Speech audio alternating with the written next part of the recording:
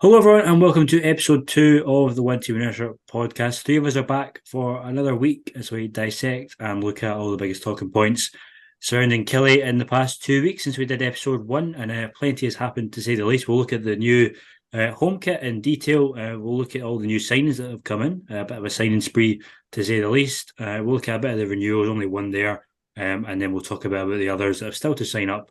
And we've got a couple of questions from the listeners as well. And then we'll do the very first edition of our new end of show game, Road to Killie, which we will talk about a bit later on. We'll be putting the knowledge of Andrew and Kieran to the test, and we'll see how it goes.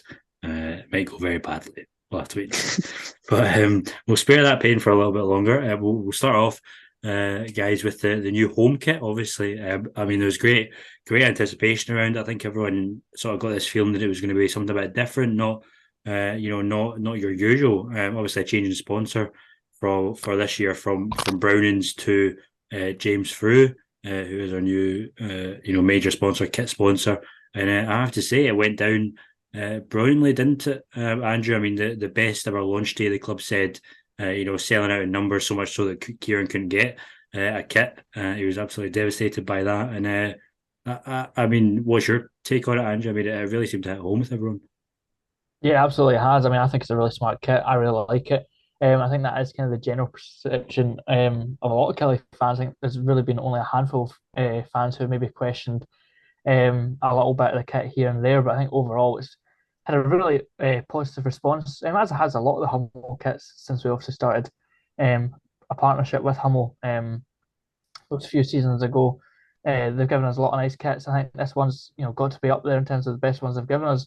Obviously, as you say, new sponsorship as well. We've stayed local on that side of things, which is a positive to see. But I think as a kit as a whole, looks really smart. I love the collar, and the general design of it is something a bit different, something we've not seen, but I don't think in a bad way at all. I think the uniqueness of it and the specialness of it really just makes it stand out. And I mean, I think that's makes it understandable why it's been such a record um, kit launch, because it's absolutely flown off the shelf, and understandably so. It's a lovely kit in my opinion. Absolutely. And Kieran, I'm sure everyone will be on the edge of their seats waiting to hear about your ordeal trying to get the home kit. So you could tell us about that. And also, the kits used to just be this sort of, it was an accessory, wasn't it? It was, it was just about the looks. It was just about, having something a bit fresh and new. But these days, when money's so tight and the finances are so important, having a good kit can be quite make or break for a club. It can, if you create a good kit, you sell a good number of kits. That's the difference between maybe getting the money to pay our players' wages for the year or not, if it's a bit of a stinker kit. Definitely. It's one of those things because like a club of our size, we've seen it kind of towards the tail end of last season. Like our attendance kind of dipped a little bit. There wasn't as many seats sold out as you'd like until the big games rolled around. Apart from the away games, of course, but sold out like near enough every away game. But the kits is another source of revenue, as you say, that help the club, get in players. Because although it's like there's like £40 or something for the kit, might be a bit more than that. Like to us, like that all adds up to the club. That all adds towards the salaries for players and stuff. Just kind of everything in general. My ordeal is traumatic. It's the first year I've not been able to get a kit on launch day. I've never pre-ordered one before, so that's when you know it's bad. I don't know what happened. Like it's a really good kit, so I've had to try and find one that kind of looks similar, but this does not look similar. It's the first kit in a long time I've had that's a polo shirt kind of thing. So the polo shirt collar with the buttons. Wasn't too big a fan of last season's kind of weird folded over collar. I don't even know what kind of style you call that. But no, went to the Killie shop after work. Was expecting to go in and get a shirt, nice and easy. Had the money already, but no, not in stock for another few weeks. So that's I'll have to deal with it. Thankfully, no games. I don't think there's any games at home before then, so Yeah, I'll you might just survive. get away with it. Yeah, yeah, absolutely. I think I remember someone saying 900 kits were ordered in the first delivery. I think they had to get them flown in by air because it was they knew there'd be such high demand, and I think all the other ones are coming traditionally by by sea from wherever it is that they're made. So, as you say, maybe waiting a few weeks, but it's not a bad problem to have, is it? When they're clearly so popular and people will be waiting, including all of us, I'm sure, to get it. So that kind of kicked off a sort of week of real progress. It felt at the football club. We had that, and then we had all these signings were coming in, especially today and yesterday. A lot of signings being announced, and we'll sort of go through them one by one. But we've got midfielder Kyle McGuinness, goalkeeper Will Dennis coming on loan, Matty Kennedy signing a contract, and just today, just before we started recording this, we had Corey in Daba. That's gonna be a fun one to stay on commentary, Kieran. I can tell already. The announced he was signing another centre back, and then Jack Sanders being announced as renewing today as well. So we'll take them one by one. We'll start with Kyle McGuinness. Andrew, obviously a man who's he's not played for too many clubs, still fairly young, 24.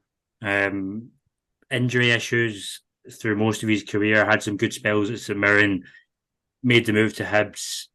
I think he had maybe one good season, and again another injury issue that kept him out for the best part of 18 months, and then he's obviously come to Kelly to try and resurrect and restart his career. So you feel like if we can keep him fit and he stays fit, he'll be a great signing. But it's just that unknown, isn't it, about whether he can stay fit and whether he can have any kind of run of games in the team before he gets injured again. Yeah, I mean that's the one problem, isn't it, with this signing, is that big if around if he can stay fit and stay off the physio table throughout the season. That will be the big thing that will determine on whether this is a good sign or not. Because I mean, there's no doubt in his quality. I don't think. I mean, I think we've seen plenty of reaction from Hibs fans and St Mirren fans alike, and plenty of them said, "You've got a player in your hands," and it's always been followed by if he can stay fit. Yeah. So and that is the risk you take in signing a player like him. I think there's no doubt in his quality, but can we keep him fit? Can we get him a run of games throughout the season where he can really add quality to our side and help us kind of push up the league table as far as possible? Hopefully, that's obviously what we would like, but it's a huge if around those injuries. And even though the last few seasons, this season included, we've not had our best share of luck with injuries at times throughout the season. A lot of players missed points the last season over long-term injuries and reoccurring short-term injuries. So you worry that he might add to that long list of reoccurring injuries with players. But hopefully, this can be a new chapter for him, and he can find a bit of form and a bit of consistency with game time where he's not getting injured so often. Absolutely, as you say, it is a risk, but obviously one that Jeremy Kenneth thinks is worth taking. So we'll maybe give you the a bit harder one then, Kieran. Earlier today or yesterday, we announced the signing on loan of 22-year-old Will Dennis from Bournemouth. Obviously, a goalkeeper. Looks like quite a big guy. Been at Bournemouth since he was 15. Come through all the youth levels. Trained alongside likes of Begovic, Aaron Ramsdale, who's obviously now at Arsenal. A couple of long loan spells: Guernsey, Weymouth, Wellstone, Slough Town. Try saying that easily. So not although he's trained at Bournemouth, which is obviously a fantastic club and a very well established club, not really been tested at any great level with respect to these clubs that we're obviously talking about. So you would imagine coming in as a backup to whoever the sort of main keeper would be, but it's just sort of in keeping with the time into it. But when was the last time we actually bought a goalkeeper or specifically went out and bought a goalkeeper? Obviously Sam Walker came in, but in terms of like number two goalkeepers, there's always these sort of loans that are coming in, aren't they? It's just about can this guy be ready if and when he has to step up? Yeah, but that's the main point. As you were saying, really, and again, with no disrespect to the clubs that he has represented, there's no real kind of tried and tested, proven thing. It's not like he's played in like the Carabao Cup or something for Bournemouth or anything. There's no kind of sign of that kind of stature. So I think it very much is a position filler kind of signing on loan. It's good for Bournemouth, I suppose, because although people like to kind of joke about the Premiership being like not one of the better leagues, it's better than where he has been. And for a 22-year-old goalkeeper, obviously goalkeepers don't really get into the thick of it until later on in their careers. Their kind of prime, kind of like ebbs and flows to the older years. So getting him out with some kind of Premiership experience at 22 should be good for like him personally and for Bournemouth. But as for us, with the big question still being of who is going to be number one. You don't really know where he's going to fit in. Obviously, you're saying that the expectation is that he's going to be number two. The guy's name's escaping my head, but it was the last guy we had on loan, the English goalkeeper. I think was it Sheffield? He got injured in like the The first 5 minutes first of his game, yeah, debut. against Hibs away, yeah. Can't remember his Can't name remember for his the name. life of Andrew's me. going to know his name. He's a good name Andrew, do you person. know his name? His name's escaping me. Come back to me. Oh, Oh, you let us down. I just remember that he just burst out off his line, pulled his hamstring or something, and then conceded a goal in 5 minutes into his debut. And I just have the sickening fear that he's going to be like on the same kind of wanting to prove himself level. It's like Easton or something like that. It was Jake something. Eastwood. Jake, there Was you it go. there? Came Was to that us it? eventually, yeah. I know it was something with an E. Yeah. But aye, so So I get the yeah, feeling he'll be like that. yeah. Well, let's hope not. But yeah, I'll do a mid podcast trivia question here. Who's the last player that Kilmarnock got on loan from Bournemouth? And it wasn't actually that long ago. Do you know Epson Oh, Rossi? There you oh, go. I was gonna say that as well. You bet me to it. That was a warm up for the game later on. So Andrew's Andrew's already just 1-0 up. faster. It's not fair. Absolutely. Andrew, obviously the third signing of this week, then probably the one that Kilmarnock fans are most excited about, Matty Kennedy. It says rejoining the club, but let's be honest, it was a very, very long time ago. I vaguely remember him being at Kilmarnock. I was only about, well, when did he leave? 2012. So I was about 12, 13. You guys will obviously be even younger. So he's been about certainly a lot over the last couple of years. Played for Cardiff, St Johnstone, obviously Aberdeen. Spent a lot of time. Still 28, so still very young. Obviously had a lot of talent when he was with us. Being signed by Everton back in 2012. Didn't really quite work out for him, but an exciting talent, 3-year deal, which is quite a statement to make from a club of Kilmarnock. We don't just give 3-year deals to anyone apart from managers that perhaps didn't deserve it at the time that they got it, but that's a whole other issue. And so what do you think about it, Andrew? Obviously, exciting and in a position that we needed filled. That side of the midfield, a winger to go opposite Danny Armstrong. Yeah, absolutely. I mean, I think, as everyone was saying, kind of when it was announced, the worst kept secret in Scottish football was that he was going to return to Kilmarnock. It seemed like it was spoken about for weeks and weeks before the club obviously announced it officially yesterday. But I think it's a good one to get across the line. Obviously, I mean, I'll show my. I mean, you said you barely remember. I'm going to show my agency. I don't remember him in his first spell, to be honest with you. But obviously, that, as you say, it was a long time ago now, right at the start of his career. Coming through the academy, as you said before, sealing that big move off down south, and then moving on his career from there. I think it's a good addition, to be honest with you. I mean, as you say, it's a position that we're looking for. That opposite side to Danny Armstrong. Obviously, we've got Fraser Murray, and at the moment, who was kept on from last season. I think it is a good addition. He's proven that he's a capable player in the Scottish Premiership through his time at St Johnstone and Aberdeen. Not always set the world alight in terms of keeping a good run of form throughout the season, but I think obviously a player Derek McInnes knows from their short stint together at Aberdeen. He obviously signed him at Aberdeen. So I think it is. Oh, I mean, it's surprising that you got a 3-year deal. To be honest, but that was the one eyebrow raising thing. Obviously, because as you said, it's not a thing that typically gets handed out to players. I think overall it is a decent addition, and hopefully he can kick on under Derek McInnes back at the club where it all started for him, and hopefully help us next season. That's the aim, and I've got to say I am on the more optimistic side for this signing. Absolutely, and Kieran, just before we came on today, we had the signing of Corey and Daba from Ipswich again on loan, a big centre back, 22 years old, apparently a ball playing centre back with some pace. So we're starting, in what was looked to be a problem area, at the end of last season. We only really had Joe Wright. We thought that maybe Ash Taylor was going to stay. Turned out he didn't.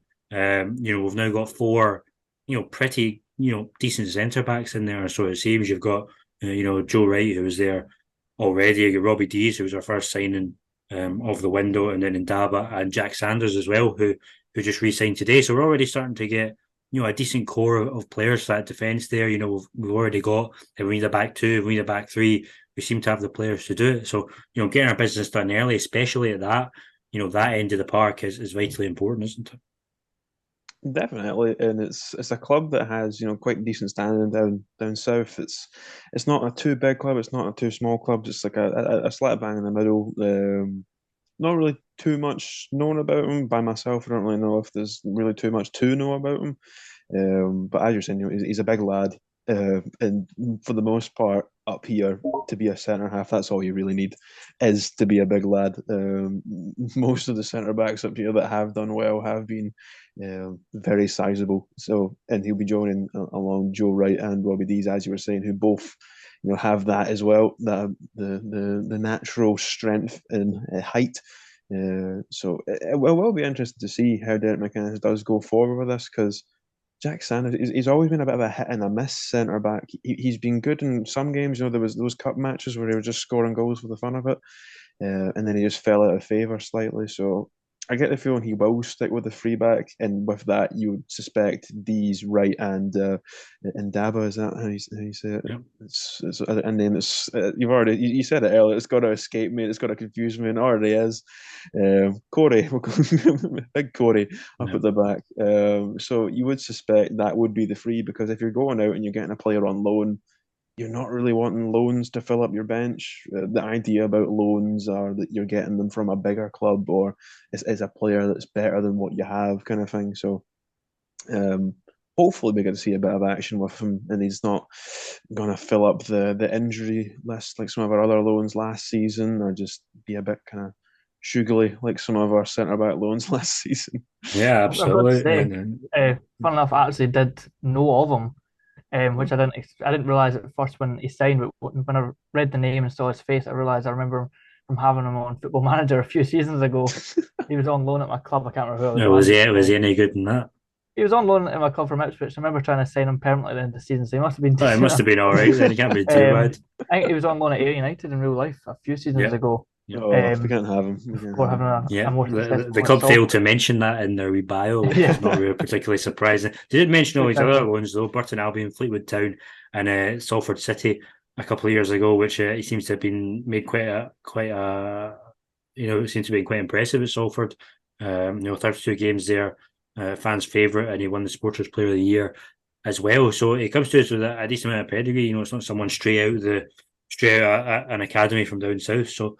As you say, and as Kieran touched on there, Andrew Jack Sanders, one that fans wanted to get done, get an extension. Didn't really get too much game time last year, but it's certainly shown in the times he has played that he's very dependable, very solid, centre back, and very good in the opposition box as well. Yeah, absolutely. I mean, he showed that during times in that championship season. We're hoping that last season he was going to get a chance to prove that in the Premiership, but unfortunately just wasn't in Derek McInnes' plans for whatever reason, and obviously had a successful first half of the season loan to Cove Rangers, and then when he gets recalled in January, I think fans obviously have that hope that perhaps he'll be able to kick on the second half of the season, but again, Derek McInnes kind of didn't really favour him at all until the real back end of the season, when he was kind of forced to through injuries and a lot of things, that he finally had a couple of appearances right at the end of the season. So I think he could have probably have taken a bit of convincing to stay, because he probably felt like it wasn't in the manager's plans throughout the season just gone. But obviously Derek spoke to him and he's been able to convince him to stay for an extra year, and hopefully it's a chance for Sanders to kick on next season and really state his place in that defence, because you say in the limited time we have seen him, there's a player in there. It's just about getting on a more consistent basis, and hopefully next season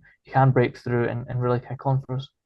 Absolutely, fantastic. So that's all the signings rounded up. Then we'll go straight on to the questions by some of the listeners that have been put to us on Twitter, and we were going to have a bit of discussion about the ones that we thought might sign new contracts and haven't yet. That's obviously Sam Walker and Liam Polworth. And the first question is about Sam Walker from Mikey Kemier. Any insider knowledge or rumours of big Sam Walker staying or going? I'm really hoping he stays. Don't want a keeper situation again like the COVID season. We all know what happened there. We certainly do, and we've got bad memories of the goalkeeper situation during COVID. But I think that the rumour seems to be that that everybody seems to know is that it's not quite. It doesn't look like it's going to happen. Sam Walker seems to prefer a move down south, to be back, take his family back down there, be closer to his family And so I guess at the minute he's waiting to see what's available to him down in England. He's not completely said that he's not willing to stay at Kilmarnock. It's not off the table, but the preference for him seems to be that he wants to go back down south, and we'd probably rather, Kieran, that happened sooner. That decision, whether one way or another, was made sooner rather than later, so that we could start looking for a new number one keeper if required. Because as Mikey says, you don't want to be left, as we were during the COVID season, and we've got Colin Doyle and Danny Rogers and all these names of the past that we don't like to bring up. Yeah, you're naming those who shall not be named. You've ripped the band-aid off. You've said them both. You've made them appear now, the apparitions of the past. It's that way. You've got to remember as well that part of football, the part that we don't see, is the personal aspects of it. And he's a human at the end of the day. If he's not comfortable up here, if he wants to be back with his family, he's got every right to go back down. As sad as it would be for us as fans, I don't really think you'd find anyone with a bad word to say about him. He came in as probably a bit of a filler goalkeeper, to be honest, because we all expected Zach Hemming to be back, to be the main man, the man of the moment, and out of nowhere, he just couldn't transfer from the Championship to the Premiership. And then Big Sam came out of nowhere, became a fan favourite right off the bat. Had a few kind of shaky moments at the start of his Kilmarnock stay, but they all got ironed out with ease. And when that back three finally got locked in with Mayo, Wright, and the combination of either Dorset or Taylor, he started to really come into it. So he would be greatly missed. And it's that way though. Good keepers are hard to come by. We've seen it with Dundee United. They let go of Siegrist and they just didn't recover. And perhaps it was one of the main reasons that they were down the bottom half. They had such a terrible season because they just didn't have a good leader at the back. So yeah, very much we don't want a Doyle and Rogers situation again. And you start to get a wee bit nervous when all we have currently signed is an on loan goalkeeper who's untested. He's 22 years old, which doesn't mean anything, but he's unproven, and it's just a bit scary.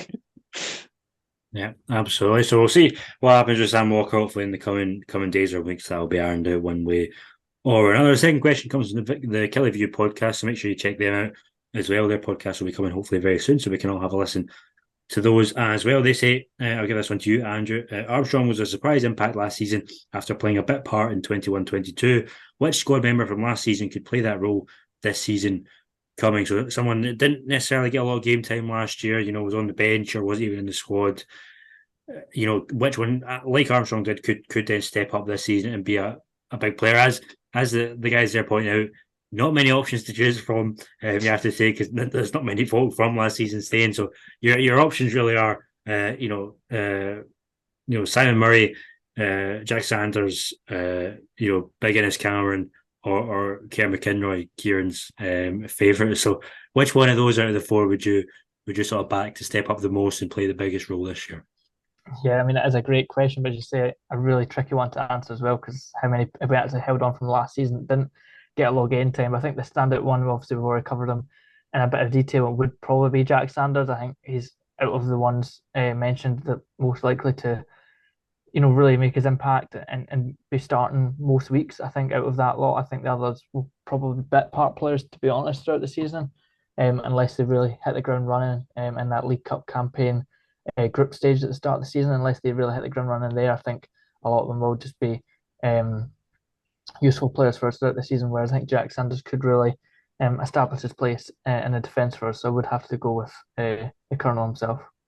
Absolutely. And I don't think anyone would disagree with you there, although we hope obviously all these players can come on and play their part during the season. And next question comes from our good friend Laurie, who says, what are your thoughts on the recruitment so far? I think we've kind of covered that in a wee bit of detail. Hopefully it's not too long until we find out about certain players' contracts. By that, I'm assuming even Sam Walker and Liam Polworth. And obviously we said about Sam Walker, but Liam Polworth, not really heard too much about how that's going in terms of the contract talks. Obviously, Kieran's someone that we want to stay, but it wouldn't be a massive miss if he decided to move on. But one that you'd be obviously keen to see say this for next season.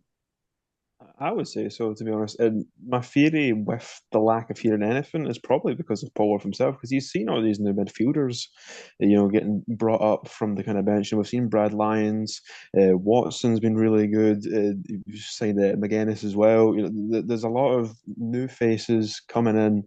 And Paul Worth, he's one of the old guys. He's been with us since the championship season. There we go. He's been for the club thick and thin, the same as Blair Alston, and he departed us just there. Also, we've had a bit of a clear out with some of the players. The midfield department didn't really lose too many names, to my knowledge. Like that was what the centre midfield department didn't. So it's probably quite a congested position that we have, especially if Donnelly stays as well. And you've got Kerr McInroy as well. Like, there's just so many midfielders that maybe Liam Polish just doesn't know where he fits into that situation, because the ideal midfield, you probably have to say, based on just performances toward the tail end, David Watson, Brad Lyons, Donnelly if he stays, but then you got McGuinness as well to work in there. There's quite a lot of names to throw around, and it's I feel a bit sorry for Paul Worth, to be honest, because he's been a good servant, and he's almost being kind of blocked out of the team by new signings, which of course is a good problem to have from the manager's perspective, from the fans' perspective, to have a lot of good rotation. But end of the day, it's a job for him at the same time, so you feel a wee bit kind of sorry for him. Yeah, absolutely. And one final question, we'll run through this one very quickly. Gordon Edelston says, any idea if we are after Luis Fiorini from Man City? Very simply, no idea. Haven't heard that rumour yet. So we'll hopefully come back to that. Would be very good, very highly rated young player. So here's hoping that'd be fantastic if we could. And what would you think if Christian Deutsch came back to Killie, as has been rumoured? I think the jury's out on that one. I think we'll say for everyone. So we'll wait and see on that one. We'll maybe discuss that in next week's podcast. But we'll move swiftly on to our new game, end of episode game, which is going to be every single podcast. Shamelessly, the inspiration came obviously from the guys at Forever and Ever, and fantastic Killie Trust Bingo they did last year. We're trying to do something a wee bit different, but obviously keeping along the same themes. This is Road to Killie, so essentially, I'm sure you've probably all seen this in other places. I will give the two guys, the past clubs and the present clubs of a Killie player of the past or present, essentially run through their career history, and the guys have got to guess exactly who the player is. So I've made it pretty easy this week. I like to think anyway. We'll wait and see if that's actually true. To start us off, and we'll see how it goes. We'll give a score throughout the season, and then the winner at the end of the season will be bestowed with a trophy of the highest quality from Poundland. So we'll go ahead with the first one. This one is by far and away the easiest you'll get all season. So we're going to go. So started his career at Kilmarnock from 1997 to 2014. Played 409 games for Kilmarnock, scoring 10 goals. And then he had a brief loan at Cowdenbeath at the end of his Kilmarnock career in 2014. And then he went on to play for Queen of the South for just 8 games before retiring. First answer wins. And that one's an easy one. You call this easy? Yeah, 409 games for Kilmarnock. So there can't be that many folk that played 409 games. Went on to play for Cowdenbeath and then Queen of the South, and then became a manager of some pretty distinguished clubs. Killie player that became only one name coming to mind, but I don't know if it can be that or not. Well, you just say it, because I don't James think you. Fowler. Yeah, correct. Oh, thank goodness. James Fowler. I would have ended up giving you his managerial positions at some point, but obviously went on to manage Queen of the South, and then caretaker manager with Sunderland, assistant manager with Sunderland, obviously, and then caretaker manager at Kilmarnock a couple of times as well. So the second one, this one is from I think they probably played together at some point. This one's a striker, just to give you. So spent his youth career at Ayr United and Sunderland. He is Scottish, this man. So he played for Sunderland in the Premier League between 2000 and 2006. He had a couple of loans at Huddersfield, Darlington and Rochdale. He then went on to Coventry City for 3 years between 2006 and 2009. 2 loans at Wolves and Hartlepool. He then came to Kilmarnock in 2009 for a single season. Played 43 games, playing alongside the likes of Connor Salmon and potentially Ermenko, but don't quote me on that. He then went to Hearts, Rangers and Ayr United before retiring in 2014. Who am I? And he had 10 caps for Scotland as well. Striker. He was at Kilmarnock in 2009. Yeah. 2009, 2010. Stretching my knowledge The here. key things to think about here are the fact he played for Sunderland in the Premier League, Yeah. which is obviously no mean feat. He then went to Hearts and then Rangers 2012 to 2013. So think about where Rangers were at that time, 2012, 2013. That bit's important. Yeah, they were down the divisions. Mm-hmm. Oh gosh. You're making me look Scotland. bad here under pressure. This is the easy round as well. Yeah. This does not feel like easy round to be. 10 caps. Hopefully everyone listening is screaming at you both. Oh, they will be. But they'll probably all be older than me as well. I'm going to use that excuse. Now I'll pull the age. We'll pull the age card. Oh gosh. I can probably start giving you some hints if you're really struggling. Probably hints. Big, bulky striker, good in the air. Scored the opening goal, the first goal ever at St Mirren's new ground. Purple kit, purple away kit. One of those names that's in my head, but I can't get it out. I thought the Hearts and Rangers would really give it away, but I can't. If you opened up your YouTube app, you might see him quite regularly on there these days. He does something a little bit like this. I'm throwing all together. My head You're is putting just Kelly shutting. fans to shame here. I know. Yes. This is embarrassing. I'm not sure how Not many good more start. hints I can give you. His name. I'll give you the initial. You'll get the initials very easily though. Whoever gets. I don't think I've got a choice. So If I don't, yeah. it's going to be a disgrace. Okay, the first one to say it right. Initials are KK. This is shambolic. This is not went well. Can't even get it with the initials. No. KK.